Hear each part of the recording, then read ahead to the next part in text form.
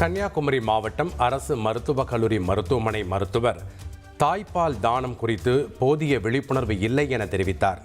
தாய்ப்பால் தானம் பற்றி கருத்து தெரிவித்துள்ள அரசு மருத்துவர் ராஜேஷ், தங்கள் மருத்துவமனையில் பச்சிளம் குழந்தைகள் வார்டில் குறைவான எடை கொண்ட குழந்தைகள், நோய்வாய்ப்பட்ட குழந்தைகள், தாயாருக்கு நோய் உள்ளிட்ட சில காரணங்களால் தாயிடமிருந்து தனிமைப்படுத்தப்பட்ட குழந்தைகள் ஆகியோருக்கு தானம் செய்யப்பட்ட தாய்ப்பால் வழங்கப்படுவதாக கூறினார்.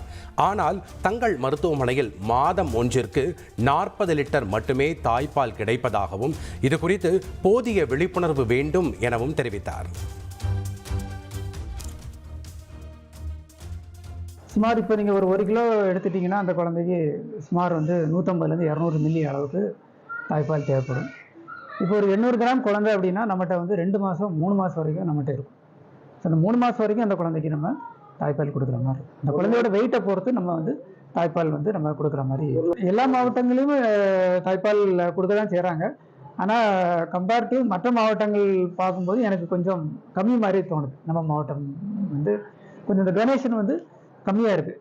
ப்ராப்ளி அவங்களுக்கு கொஞ்சம் விழிப்புணர்வு தேவைப்படலாம் அப்படிங்கிற மாதிரி நான் நினைக்கிறேன். தாய்மார்கள் வெளியே இருக்கீங்க, தாய்ப்பால் கொடுக்கணும்னு விரும்புகிறீங்கன்னா தயவுசெய்து எங்கள் என்ஐசியை கான்டாக்ட் பண்ணி நீங்கள் இங்கே எனி டைம்